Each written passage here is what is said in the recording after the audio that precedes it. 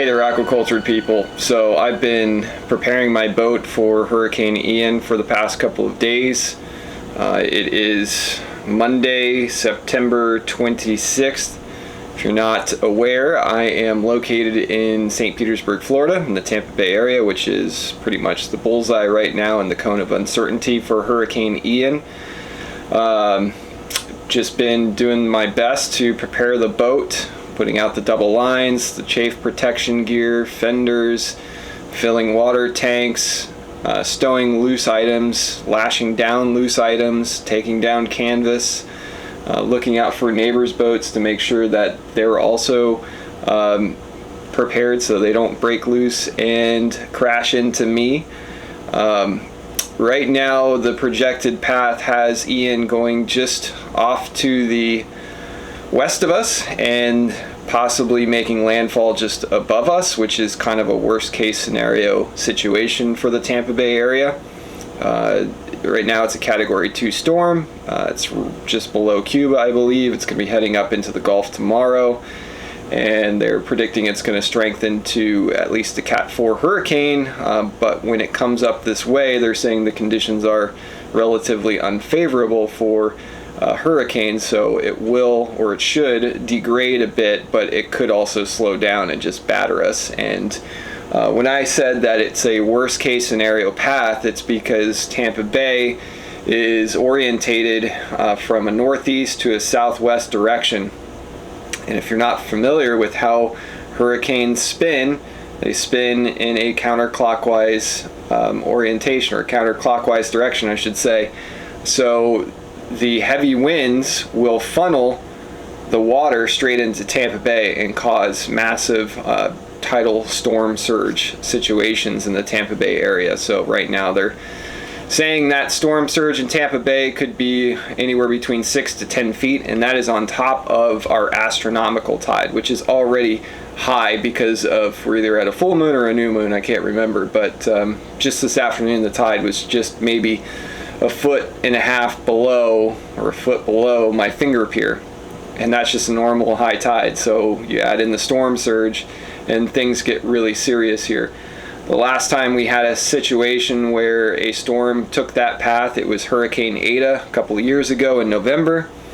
It was a smaller storm. It was only a Cat 1, low-grade Cat 1, and it pushed a lot of water into Tampa Bay, and the finger pier was covered in water, and when peak high tide came, the water was up to my shins on the main dock. So that was just a smaller storm. This is a bigger storm, or projected to be a bigger storm, so the situation can get much more dire here. So it's really important to tie the boat up properly and, you know, anticipate that big tidal the big tidal surge.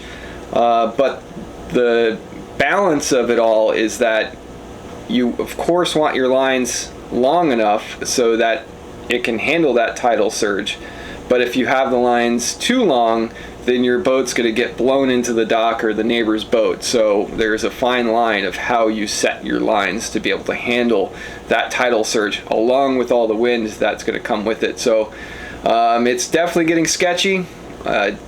The worst of the weather is supposed to come Wednesday night into Thursday, and the storm could slow down, which is problematic. Hopefully the storm stays off the coast, or I hate to say it, but cuts in kind of like Hurricane Charlie back in 2004.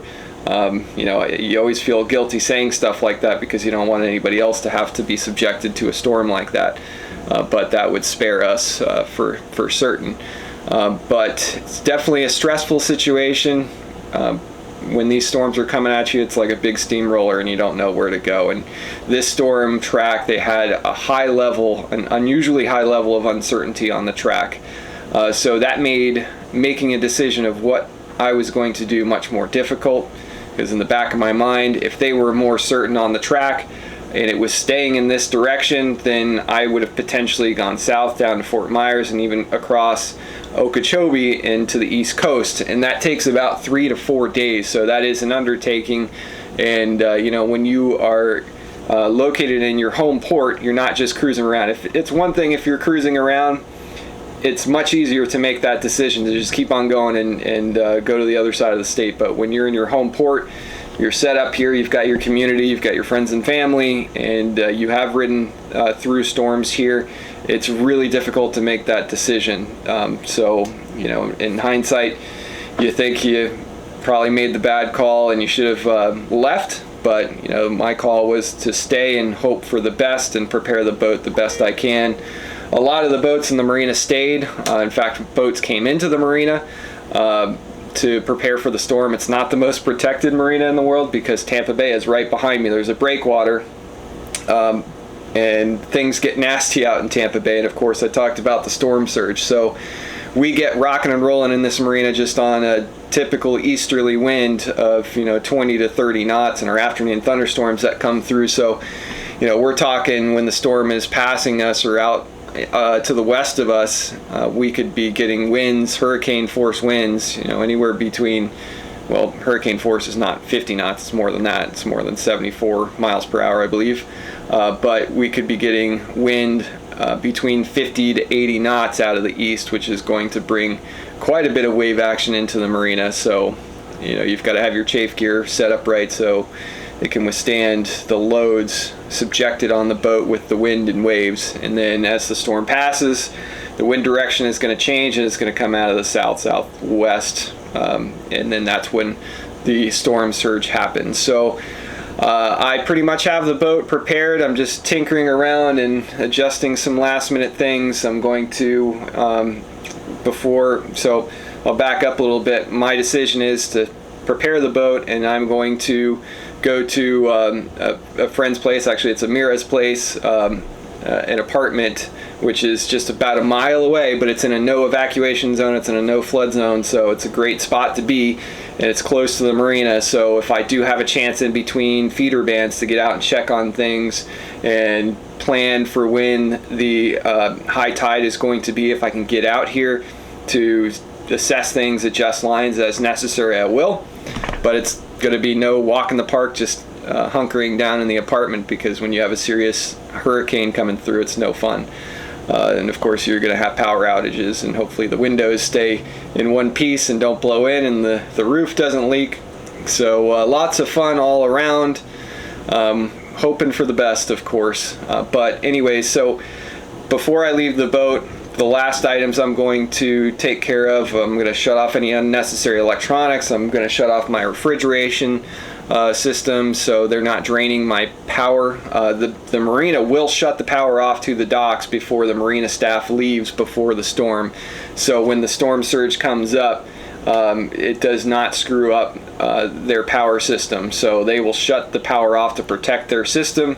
So at that point on, you know, of course you can run your generator, but you want to make sure your batteries are topped up, turn off any unnecessary electronics, close your seacocks, because if that storm surge comes in, the boat comes up, the lines get taut and start to pull the boat down into the water can come in those seacocks and flood your boat, and that can very much be a bad situation and sink your boat. And yes, I do have insurance on my boat, and it does cover named storms, but the deductible is pretty terrible, so I definitely don't want to lose my boat. And of course it is my home and I love my vessel, so I absolutely do not want to lose it. So hope I don't. Okay, you can see I've got the exterior of the boat pretty much ready to go. The canvas is all down, she's naked. Sorry if it's a little noisy out here. Got my double lines, chafe protection gear, which I'll do some fine tuning with adjusting the chafe protection, because I might be adjusting the lines for different wind directions and whatnot. But you can see the fire hose there, prevent the line from chafing through. I've got fenders set up in various places in strategic locations. I don't know if you, there you go. I don't know if I showed you that. This post is pretty wobbly, so if I do come in contact with that, it's probably going to break, but whatever. The fenders will be able to fend me off the dock. And I'm of course going to remove my sea stairs and put those on board.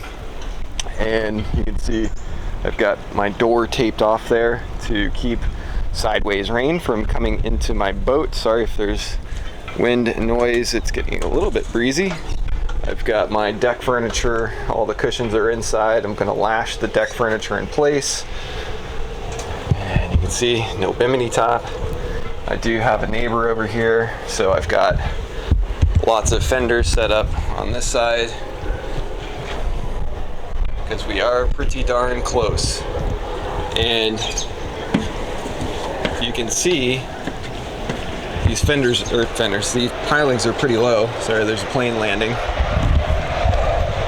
The pilings are pretty low, but it's like 20 feet deep here, so they can only be so tall. So the catch is adjusting the lines just right to handle the storm surge, if there is any storm surge, or if the water level goes way down, depending on where the storm passes by us, and be able to handle that fluctuation in tide without stressing the lines or breaking my cleats or pulling the pilings out or breaking them or sinking my boat. So it's definitely a fine balance there.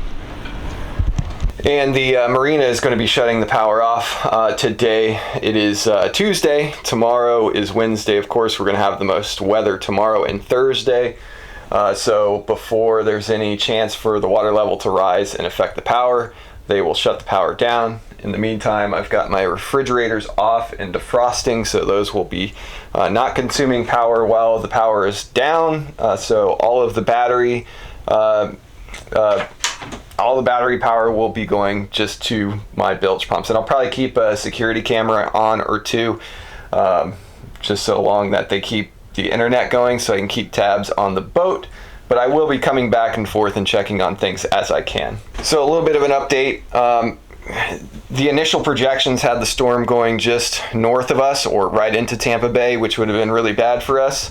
But now the models are starting to trend southward, which from the beginning, I told some folks that I thought this kind of had a Charlie feel to it. From 2004, back when Hurricane Charlie came through, looked like it was going to be a direct hit on us, and then it just made a last minute hook into the state of Florida south of us. So if that is the case, we will be spared the storm surge here in the Tampa Bay area. So the worst of the weather will be south of us, which I'm sorry for the folks south of us. If that is the case, they're going to get the brunt of the storm and we'll be spared the heavy bits of it. We will still get a lot of wind and rain up here, so it will be no walk in the park, but at least the storm surge element will be taken out of the equation. But if the wind is blowing from the northeast at a strong velocity, it will blow the water out of the bay, so the water level will drop significantly. So I have to be mindful of that with my line preparation so that the lines can handle that drop in water level.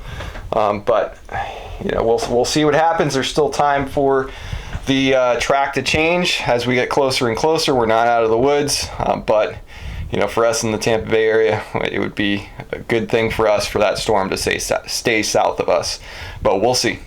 So wish me luck, and I hope everybody else is safe out there that's in the west coast of Florida and anywhere that the storm may affect, and I hope everybody's boats stay afloat, and see you on the other side.